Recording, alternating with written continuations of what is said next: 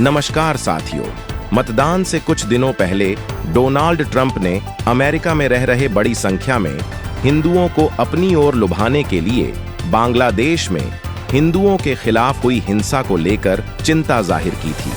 Trump ने x पर post किया था, मैं बांग्लादेश में हिंदुओं, ईसाइयों और अन्य अल्पसंख्यकों के खिलाफ बर्बर हिंसा की कड़ी निंदा करता हूं, जिन पर भीड़ द्वारा हमला किया जा रहा है और लूटपाट की जा रही है।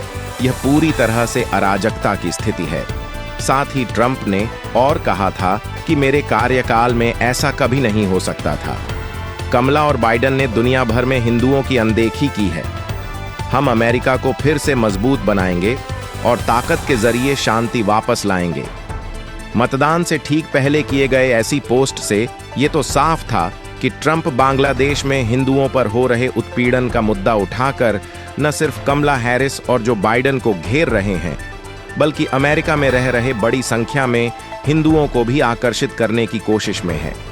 इसी वजह से ट्रंप की जीत बांग्लादेश में रह रहे हिंदुओं के लिए किसी राहत से कम नहीं मानी जा रही। डोनाल्ड ट्रंप दूसरी बार अमेरिका के राष्ट्रपति बनने जा रहे हैं। उन्होंने चुनाव में डेमोक्रेट उम्मीदवार कमला हैरिस को पराजित कर दिया। साथियों, अमेरिका के राष्ट्रपति चुनाव का असर सिर्फ अमेरिका तक ही सीमित नहीं रहता है, बल्कि पूरी दुनिया की नजरें इस चुनाव पर रहती हैं। माना जा रहा है कि डोनाल्ड ट्रंप की जीत बांग्लादेश की अंतरिम सरकार के प्रमुख मोहम्मद यूनुस के लिए उतनी बेहतर नहीं होगी जितनी कमला हैरिस की जीत से होती। साथ ही बांग्लादेश में रह रहे हिंदुओं को भी ट्रंप की जीत से राहत मिलेगी। इस साल अगस्त की शुरुआत में बांग्लादेश की पूर्व प्रधानमंत्री शेख हसीना को आरक्षण मुद्दे की वजह से जनता के विरोध के बाद देश छोड़कर भारत आना पड़ा था। इसके बाद नोबेल पुरस्कार विजेता मोहम्मद यूनुस, जिन्हें पश्चिमी देश और खासकर अमेरिका का पिट्ठू माना जाता है, की देखरेख में बांग्लादेश में अंतरिम सरकार बनी थी। यूनुस बाइडेन और कमला हैरिस के करीबी रहे हैं।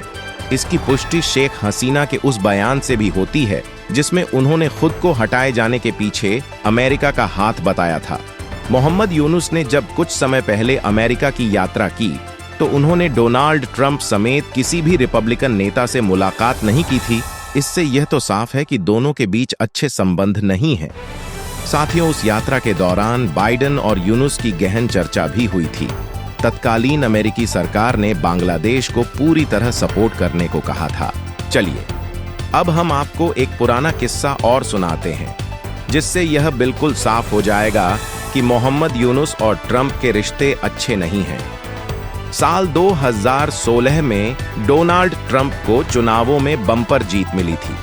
इसके बाद जब उन्होंने वॉशिंगटन में बांग्लादेश के एक प्रतिनिधि मंडल से मुलाकात की तो उन्होंने यूनुस का नाम लिए बिना ही तंज कसा था।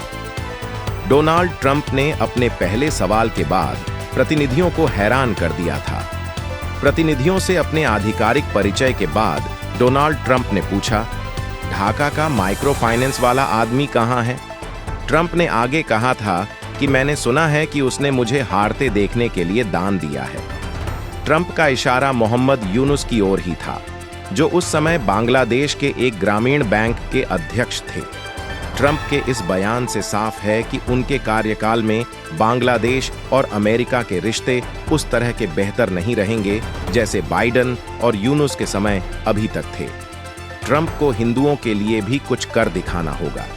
बांग्लादेश में सत्ता परिवर्तन के बाद से ही हिंदुओं के खिलाफ हिंसा होने लगी। इसमें कई लोगों की जान चली गई और बड़ी संख्या में मंदिरों को भी निशाना बनाया गया।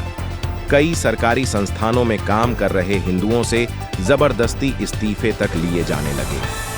ट्रंप ने मतदान से ठीक पहले बांग्लादेश में हिंदुओं के उत्पीड़न का मुद्दा उठाकर अपने इरादे साफ कर दिए थे।